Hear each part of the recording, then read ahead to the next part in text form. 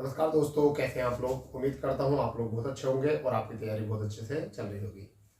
दोस्तों, आज हम सीखने वाले हैं कि किस तरीके से हम ट्रिक के माध्यम से आर्टिकल को याद रख सकते हैं, क्योंकि चिंता का विषय बहुत बड़ा है। क्योंकि आर्टिकल 395 और खंड सहित 456 आर्टिकल हमारे हैं, जिनको याद करना बहुत भारी पड़ता है। तो कोई भी टीचर्स आपको इनको याद कराने में सहायक नहीं हो सकता, क्योंकि जब तक आप आर्टिकल को खुद एलिमिनेट नहीं करोगे।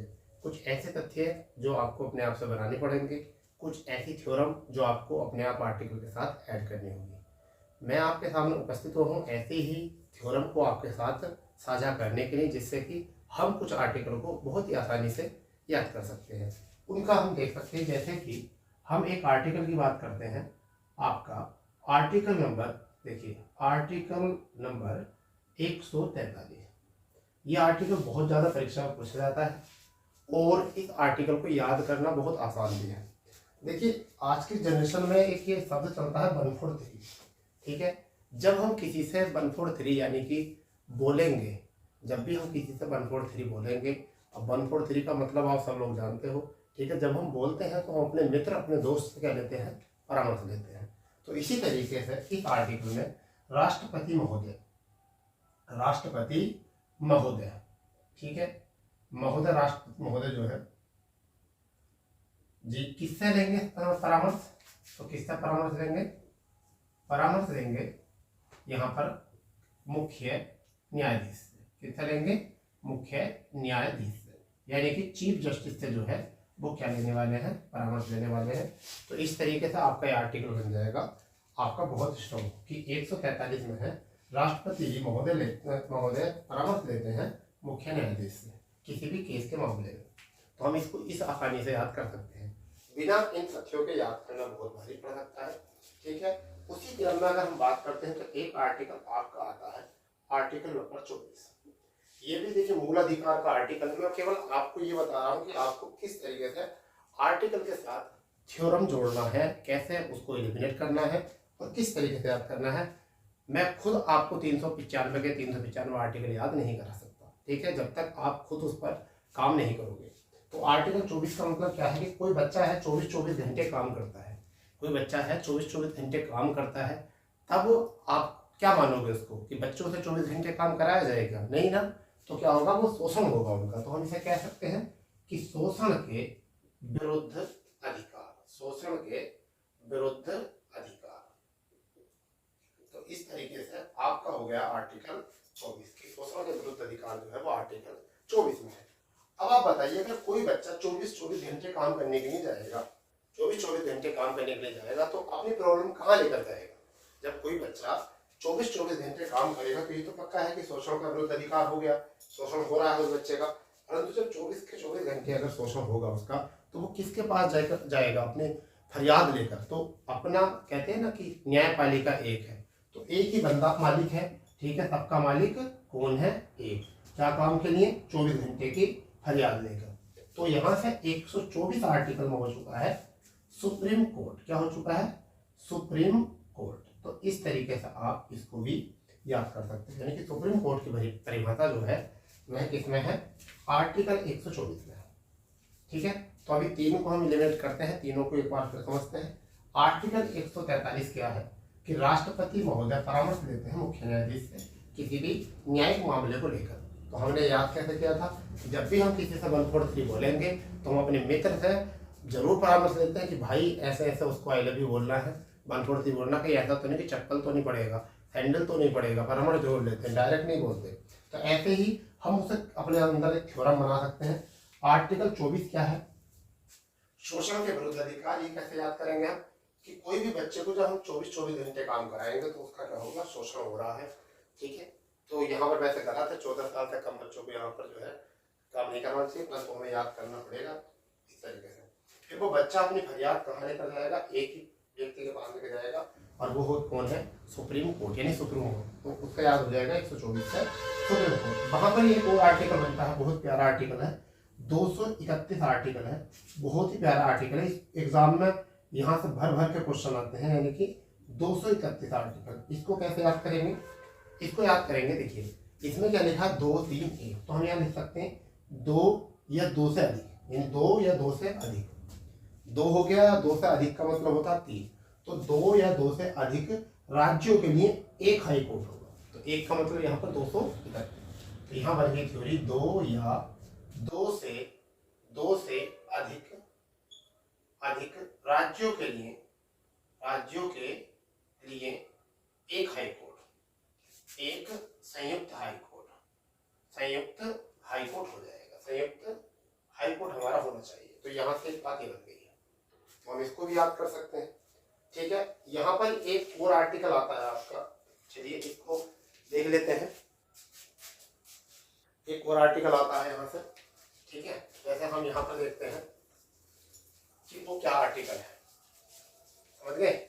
यहाँ पर 143 हो गया, हम इसको रफ कर रहे हैं, ठीक है। उसके बाद में हम एक आर्टिकल और पढ़ाएंगे, ठीक है, एक आर्टिकल और पढ़ने वाले हैं, वो क्या है आर्टिकल, समझ गए। तो ये इस तरीके से याद करोगे ना तो आपको आर्टिकल सारे याद हो जाएंगे, बहुत अच्छे से याद हो जाएंगे सारे आर्टिकल, ये समझ गए। इसमें मैं आपको एक और बताने वाला हूँ, थोड़ा सा जो एडल्ट नहीं है बच्चे वो नहीं सुनेंगे इस बात को, ठीक है, और जो 18 एज हो चुके हैं उनके लिए बहुत अच्छा है।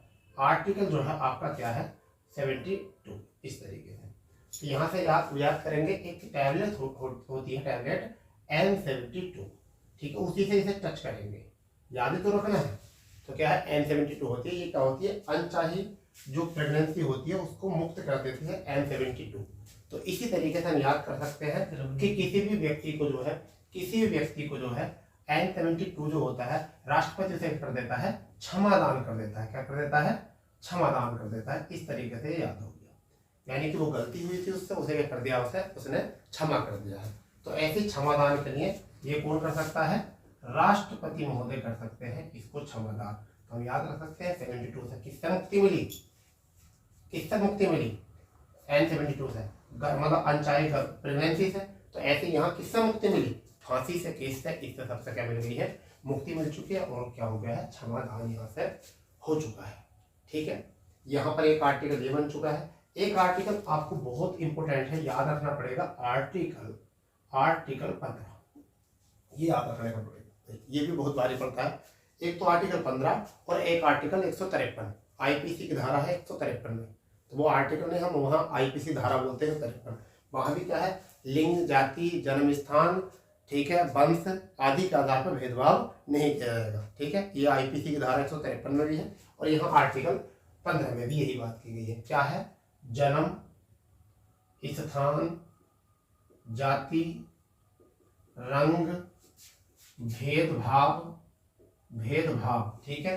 तो ऐसे याद रखिए, 1, 2, 3, 4 और 5, यानी कितनी कैटेगरी, 5 कैटेगरी। और कितने व्यक्तियों की, एक व्यक्ति, किसी भी एक व्यक्ति को इन 5 कैटेगरियों के आधार पर भेदभाव नहीं किया जाएगा। तो यहाँ से आपका यहाँ पे आर्टिकल बन गया है, ये इम्पोर्टेंट, ठीक है, याद रख सकते हो इसको भी। तो N72 से भी याद कर सकते हो, 72वां, फिर आर्टिकल 15 से याद कर सकते हो, आर्टिकल 24 याद रखते हो, आर्टिकल 231 याद रख सकते हो। यहाँ पर फिर मैं कुछ एक और आर्टिकल की तथ्य बनाने वाला हूँ। हमारे कुछ आर्टिकल होते हैं जिनको आपको समझना पड़ेगा। देखिए, 3 आर्टिकल ऐसे होते हैं, अगर आपने वो 3 आर्टिकल याद कर तो 3 अपने साथ और आर्टिकल याद करा देंगे। ठीक है, 3 आर्टिकल अगर वो याद करें तो तुमने, तो 3 और आर्टिकल उसके साथ साथ आपके याद हो जाएंगे। ऐसा करके अगर हम इसी तरीके से पढ़ते रहें तो लगभग 235-240 आर्टिकल का मैं आपको थ्योरम दे सकता हूँ। ठीक है, परंतु उस थ्योरम को पाने के लिए पहले आपका एक रेस्पॉन्स होना चाहिए कि जो हम मेहनत करते हैं उसका रियल टाइम मिलना चाहिए। और उसका मतलब ये है कि जो चैनल पर भी नए हैं वो चैनल को सब्सक्राइब कर देंगे और अपने दोस्तों में ज़्यादा से ज़्यादा शेयर करो कि देखो बहुत धुआंधार क्लास चल रही है और यहाँ पढ़ी है, यहाँ चलता है एकदम एलिमिनेट करके आर्टिकल को। ठीक है, यहाँ पर देखिए अब एक आर्टिकल क्या है, आर्टिकल है एक 79 है। हम यहाँ पर याद करेंगे एक आर्टिकल है 80 है, एक यहाँ पे आर्टिकल है 81। ये 3 आर्टिकल आपको यहाँ याद रखने हैं। ठीक है, आर्टिकल 79 में किसका जिक्र है, आपका राष्ट्रपति महोदय, संसद का, सॉरी, किसका जिक्र है, संसद का यहाँ पर जिक्र है। यहाँ पर किसका जिक्र है, आपका 80 में राज्यसभा का जिक्र है। किसका है, राज्यसभा का जिक्र है। और यहाँ पर किसका है, लोकसभा का जिक्र है, लोकसभा का। तो जिस तरीके से ये कहाँ होते हैं, केंद्र में होते हैं। किसका होता है, ये केंद्र में होता है। तो इसी का एक अंश जो होता है वो कहाँ पर होता है, वह राज्य में होता है भैया। तो हम अगर इसमें 8 9 जोड़ दें, सभी में कितना जोड़ दें, सभी में 8 9 जोड़ दें, इसमें भी 8 9, इसमें भी 8 9 8 9, तो राज्य की यही शाखाएं बनकर आपके आ जाएंगे। संसद का यहाँ पर क्या होता है, विधानमंडल होता है। क्या होता है, विधान मंडल होता है। और ये कितने में आ जाएगा आपका, अगर 7 9 और 8 9 जोड़ेंगे तो 1 6 8 आ जाएगा। ठीक है, यहाँ पर अगर हम बात करेंगे तो इसका एक आ जाएगा विधान परिषद। क्या आ जाएगा भैया, विधान परिषद यहाँ पर आ जाएगा। ठीक है, और ये कितना आ जाएगा यहाँ से 1 7 6 9। इसी में अगर हम लोकसभा में 8 9 जोड़ेंगे तो हमारा क्या आ जाएगा, विधानसभा आ जाएगा। क्या आ जाएगा, विधान सभा आ जाएगा 170। अब यहाँ एक बात आई है विधानसभा, इस समय वर्तमान में कितने राज्यों में विधानसभा है। तो इसके लिए आप एक ट्रिक याद रखो, आप इसको ट्रिक याद करो। इसका ट्रिक का नाम है कुंभा प्लस तेलंगाना। क्या है, कुंभा प्लस के तेलंगाना, तेलंगाना। ठीक है भैया, तो तेलंग कहाँ पर है, कर्नाटक में है।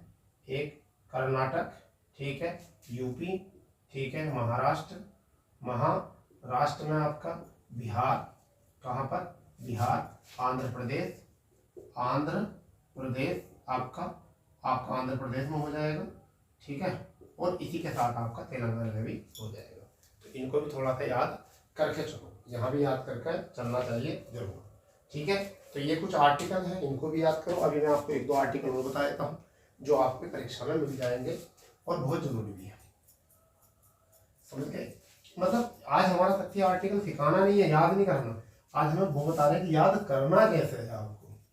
ठीक है, आर्टिकल को याद करना किस तरीके से, क्या इंपोर्टेंस होता है। हमें घर पे भी कुछ काम करना होता नहीं होता, क्योंकि सारी जिम्मेदारी किसी एक टीचर की नहीं होती कि आप ऑफलाइन पढ़ रहे हो या ऑनलाइन। तो कुछ हमारे भी राइट्स होते हैं, कुछ हमारे भी अधिकार होते हैं। अगर टीचर की ड्यूटीज होती हैं कुछ, तो आपके भी कुछ राइट्स होते हैं। ठीक है, और तो देखिए क्या है, आप यहाँ पर एक आर्टिकल यहाँ समझेंगे, जैसे कि आपने देखा होगा धन विधेयक का एक आर्टिकल आता है, बहुत इंपॉर्टेंट है धन विधेयक का। तो धन विधेयक एक आर्टिकल आता है, किस उसमें है। ठीक है, ये आर्टिकल आता है, तो धन को हम क्या लिखते हैं, हम क्या लिखते हैं, मनी लिखते हैं। तो इसका एम मिटा दो, आपको आंसर आ गया कितने में, 110। समझ गए नहीं, तो धन विधेयक किस में आ गया, 110 में। ठीक, यहाँ पर एक और आता है जिसे हम कहते हैं वित्त आयोग, वित्त आयोग। ठीक है, तो ये इसमें कितने में होता है, 280। इसको भी थोड़ा याद कर लेना। ठीक है, चलो मैं मुख्य बता देता हूँ। महान्यायवादी कितने में होता है, महान्यायवादी, महान्यायवादी ये कितने में होता है, ये होता है 6-7 दिन में न्याय मिल जाएगा। ऐसे याद कर लो, आर्टिकल 76 में होता है क्या, 6-7 दिन में क्या हो जाएगा न्याय। 8 और 2 क्या हो जाएगा 10, 10 का क्या होता है 0। तो वित्त आयोग में क्या हो जाएगा 8 और 2 10, और 6-7 दिन में क्या मिल जाएगा आपको, न्याय मिल जाएगा। इस तरीके से इसको हम याद रख सकते हैं। एक हमारा होता है कैग, क्या होता है, CAG होता है, जिसे हम कहते हैं नियंत्रक एवं लेखा परीक्षक, नियंत्रक एवं महालेखा परीक्षक। एक ये होता है, ये भी एग्जाम में बहुत ज्यादा आता है। इसका जो होता है आर्टिकल 148 होता है। क्या होता है, 148। ठीक है, तो हमने क्या करा, कक्षा 1 और 4 ऐसे निकाल दिया, 8वीं में करा परीक्षण। क्या हो गया हमारा, परीक्षक। ठीक है भाई, तो क्या आया हमारे कि कक्षा 1 ऐसे निकाल दी, 4 निकाल दी, और 8वीं में हमने क्या करी है, परीक्षा दी है, परीक्षा दी है। जब पता चलता जुड़ने के बाद ऐसे याद रख सकते, थोड़ी थोड़ी बातें बनाने सीख लो, और कोई दिक्कत नहीं है। ऐसे ही आर्टिकल, ऐसे ही क्लास सीखने के लिए चैनल पर बने रहो और चैनल को सब्सक्राइब करो। ठीक है, अगर आपको ये क्लास अच्छी लगी तो हम आगे भी ऐसी क्लास आपको प्रोवाइड करेंगे। ये आज हमारे आर्टिकल आपको सिखाने की डेमो क्लास थी। ठीक है, तो मिलते हैं ऐसी दमदार, ऐसी धुआंधार क्लास के साथ। जब तक के लिए जय हिंद, जय भारत, वंदे मातरम।